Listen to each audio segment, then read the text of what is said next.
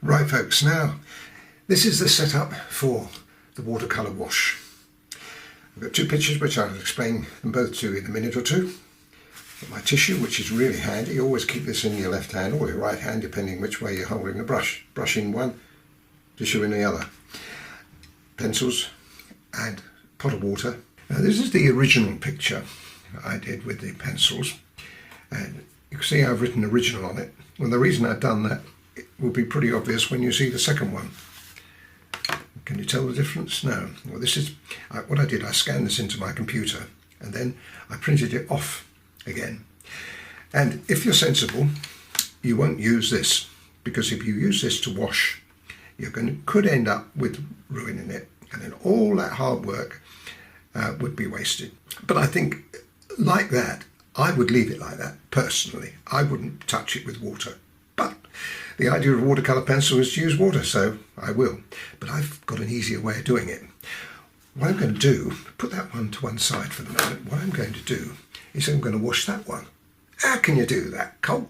Because that's a print, isn't it? But what if, folks, what if we were to use the pencils on top of that? We wouldn't use all of them, we'd just use the ones we want to use. Like a little bit of green in here, a little bit of yellow in here, and wash that. You wouldn't be ruining your picture completely, but you'd still have the underneath basic colour. So it's a bit of a cheat, I suppose, but I tell you what, it's going to work. Now, one thing that I'm very, very conscious of is when you do a sky with water, it's a nightmare. You will find if you did that, and you did that with your blue, and you washed it, it would go really weird. I don't know why that is. I've never really worked it out. I suppose if you used a really heavy watercolour paper, you might get away with it. But then the chances are you'll have little wells everywhere, and that looks unsightly. So my advice to you is don't use water on the sky. What I've done, and I'm going to bring you close to show you this, I've used the pencil on it again. And you should see I've just gone over it with pencil. And if I were you, I would leave it alone.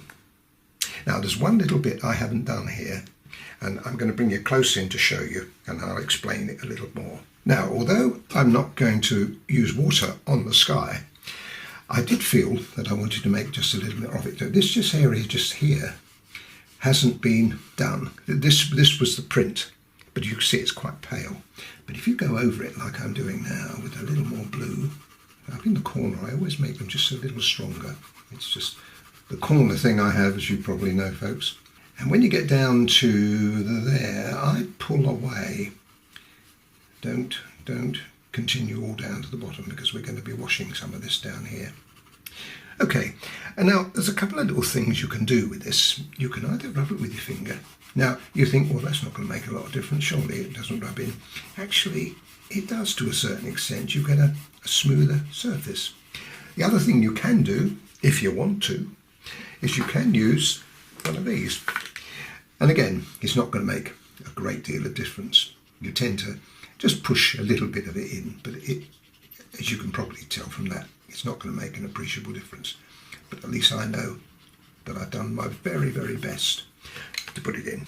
So now, what about the rest of it? Well, then I shall start over on the other side, over here, and show you how we start the ball rolling. Now, what we do here, I'm going to use the cream pencil. Now, what I don't want to do is I don't want to go right up close to that line. I want to drop short of it slightly.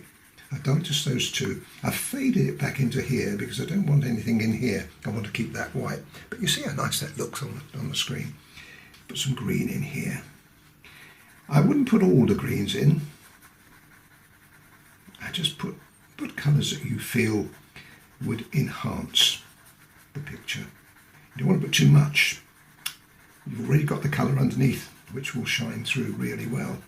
Now here, again, avoid going too close to these areas, because if you wet that, it will run. Now that's not so important when you've got green and yellow and green and so on, but still I feel that you want to control. It's all about control. This session. That looks lovely. I would leave that alone. Okay, now I'm happy with all of that. Now what about the house? Now the house, what would I do here? I put maybe just enhance the red a little bit. Now the other thing you can think about is once you've put the first wash on here, leave it to dry completely. And once it's all dry, it will bubble up. You can't avoid that. That will bubble. But it will, because you've got the tape on it, it will flatten again. So give it a couple of hours and you could come back and you can actually enhance it even more. And on the little character here, we can make her hat just a little richer. And just put just a little bit on the dress.